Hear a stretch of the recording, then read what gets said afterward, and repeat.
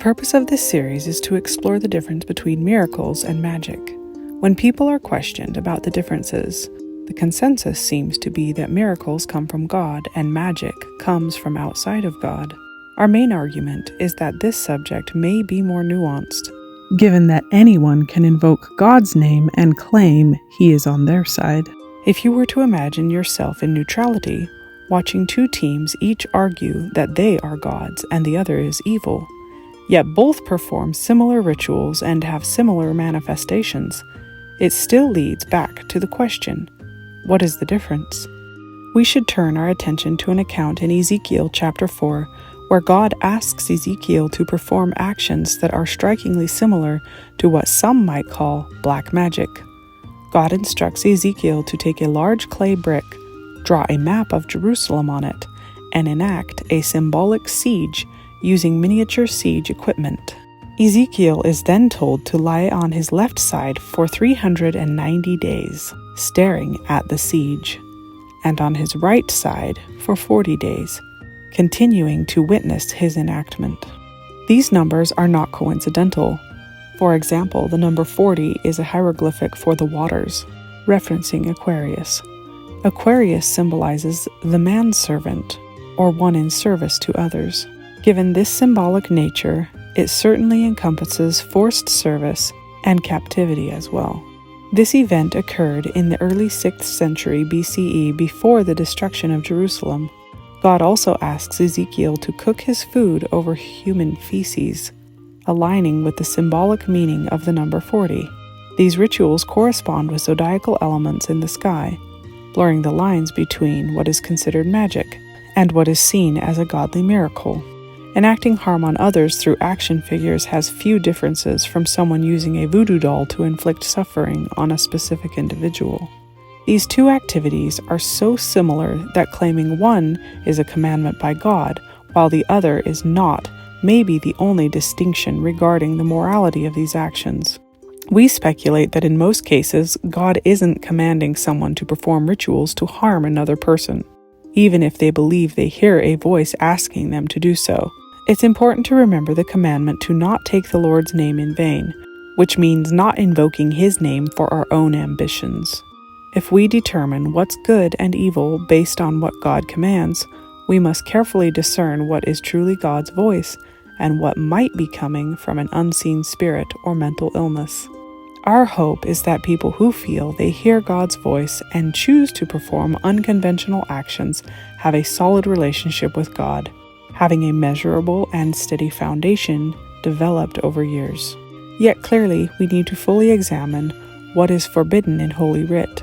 In the book of Revelation, chapter 9, verse 21, it states, "Nor did they repent of their murders, their magic arts, their sexual immorality, or their thefts." Magic arts come from the Greek word pharmakia. The word directly corresponds to the English word for pharmacy, yet we are probably forbidden from exploring this topic beyond this on this platform. We should explore another definition found not just in the occult world, but even in mindfulness movements, which is, every thought is a prayer and every word is a spell. Yet if this is the case, and we define magic as evil intentions towards others, we certainly need to be mindful of not just our actions, but also our words and thoughts. If we stop and reflect on our lives, examining what we've already created around us, we see that it was thought patterns that led us to where we are now. This leads us to the realm of those who believe in magic. It's less about fairy dust and more about the science of the mind, particularly the unconscious mind. The unconscious mind handles the programs the body needs to operate, things we don't need to consciously think about all the time. For example, our heart can beat and we can breathe without thinking about it, even while sleeping. Have you considered that some patterns and habits destructive to your life can slip into unconscious programming? This certainly happens. So if you do something to intervene and shift programming in your mind, have you done wrong? In the occult world, this is considered magic, and they classify all of us as doing magic, whether it be on an unconscious level or a conscious one, because we are all creating a certain atmosphere in our lives. We'd never want to divorce anyone from the idea of looking to God, but on the contrary, It's God's will that we repent, turn to Him, and abandon behaviors that are destructive. This may be the true key to understanding the difference between what is sacred and what is forbidden. So let us attempt to divide the light from the darkness with some scenarios. Example number 1. If someone repeatedly walks into unstable relationships and fails time and time again, is it wrong for that person to shift the programming in their mind to find better harmony and balance in that area? Would God forbid that desire? On the other hand, what if someone wanted a very specific romantic partner who wasn't interested? Would it be crossing a line to manipulate the unconscious mind of that person, thus pulling them into an unwanted relationship?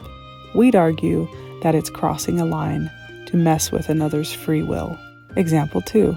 If you have a habit where every time you have extra money, it burns a hole in your pocket and you can't help but spend it all, leaving you barely making your bills. If you decide on some technique to rewire your brain so that you don't self-sabotage your finances anymore, would God disapprove of that?